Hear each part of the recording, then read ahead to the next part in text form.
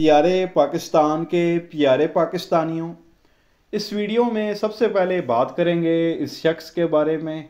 आप सब इसे बड़ी अच्छी तरह से जानते हैं। नाम है इसका जावेद चौधरी। अवाम इसे जेदा चंगड़ कहती है क्योंकि इसकी जो हरकतें हैं वो चंगड़ों वाली हैं। ये किसी भी एंगल से जो है वो साफ़ी नहीं लगता। अब प्यारे पाकिस्तानियों, साफ़ी का सवाल होता है कि वो न्यूट्रल रहे, सवाल करे, और ये साहब जो है यहाँ पे अपने ही जो है वो तजिए जो है वो देना शुरू कर देते हैं। तो सहाफ़ी जो है ये बिल्कुल भी नहीं लगते। अभी रिसेंटली जो है इन्होंने एक प्रोग्राम किया और उसमें जो है ये साहब अली अमीन गंडापुर पे जो है वो सवाल उठा रहे थे। उनकी जो है वो अखलाकियात पर जो है ये साहब सवालात जो है वो उठा रहे थे। ये क्या फरमा रहे थे, ये छोटा सा क्लिप है, ये आप सुने ये क्या कह रहा है, फिर आगे मजीद बात करते हैं। बंदा ठीक लेके आया ना जी। आप हर बार जब फैसला करते हैं तो आपको उस्मान बुजदार तलाश करते हैं और या महमूद खान तलाश करते हैं या अली अमीन गंडापुर साहब तलाश करते हैं, तो आपके पास तो बड़ा ऑप्शंस है। कोई पढ़ा लिखा आदमी जो सेंसिबल हो, जो मामलात को, टेम्परेचर को कंट्रोल कर सके, ऐसा बंदा क्यों नहीं आपकी पार्टी में? तो ये प्यारे पाकिस्तानियों, आपने सुना, जैसा मैंने कहा कि ये सहाफ़ी जो है वो बिल्कुल भी नहीं है, ये चंगड़ है और चंगड़ों वाली जो है ये साहब हरकतें करते हैं। भाई तूने मेहमान अपने प्रोग्राम में बुलाए हैं तो तू ये उनसे सवाल कर कि क्या इमरान खान ने जो KPK का वज़ीर आला नामज़द किया है अली अमीन गंडापुर को, क्या ये खान साहब का फ़ैसला ठीक है या गलत है। ये साहब मेहमान बुला के खुद ही जो है वो अपना तजिया जो है वो उनको देना शुरू कर देते हैं कि भाई इमरान खान साहब तो जो है वो उस्मान बुजदार जैसे बंदे तलाश करते हैं, महमूद खान जैसे बंदे तलाश करते हैं और अली अमीन गंडापुर जैसे बंदे तलाश करते हैं। इनकी कोई अखलाकियात नहीं है। इमरान खान को तो कोई शरीफ बंदा जो है वो ढूंढना चाहिए।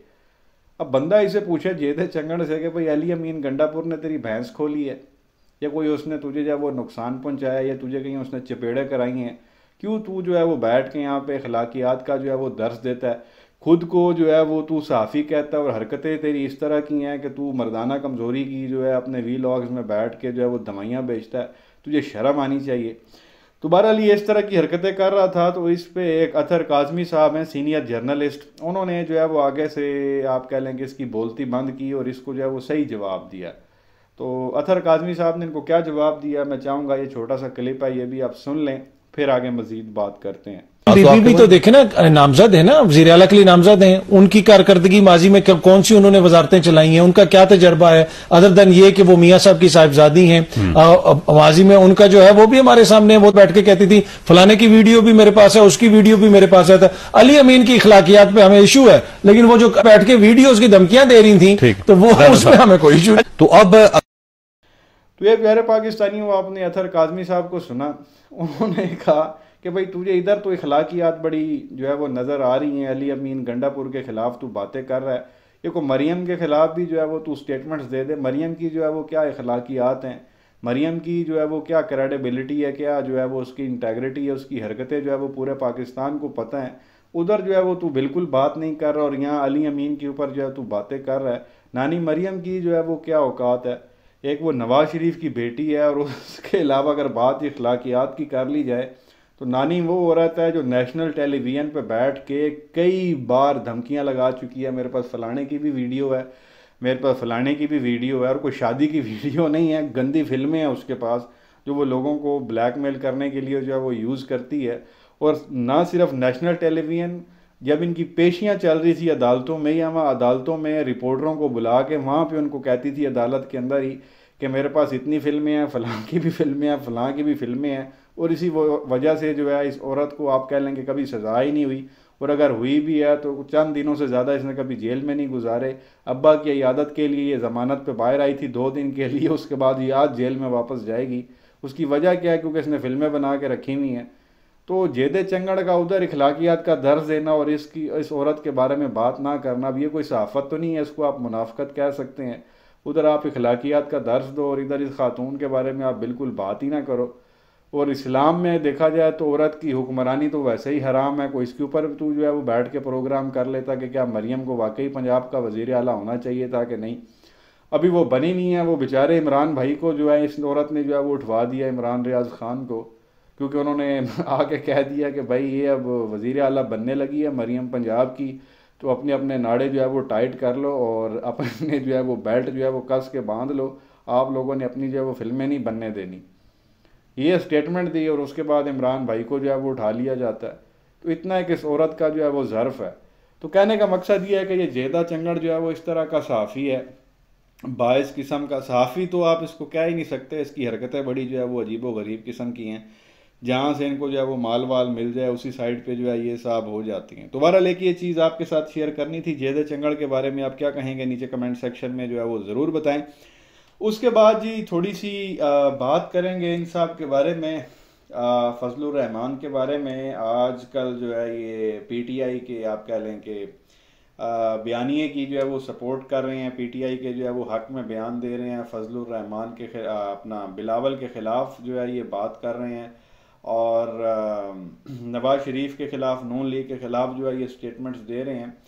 तो इन्होंने अभी रिसेंटली एक स्टेटमेंट दी है, मेरी तो अपने मुझे जो है वो आंखों पे और कानों पे यकीन नहीं आ रहा था कि ये मैं क्या सुन रहा हूँ और ये मैं क्या देख रहा हूँ। ये फजलुर रहमान जो है वो क्या कह रहा है, ये छोटा सा वीडियो क्लिप है, आप देखें फजलुर रहमान साहब जो है वो क्या कह रहे हैं, खुद को बेसिकली वो क्या कह रहे हैं, ये देखें सुने, फिर आगे मजीद बात करते हैं।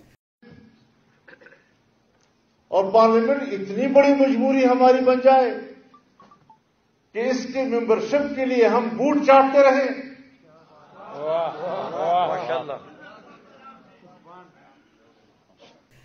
तो ये प्यारे पाकिस्तानियों, आपने देखा और सुना, फजलुर रहमान साहब कह रहे हैं कि जी पार्लियामेंट जो है, ये जो असम्बली है, ये हमारी क्या इतनी मजबूरी बन चुकी है कि हम इसके लिए जो है वो बूट चाटते रहते हैं।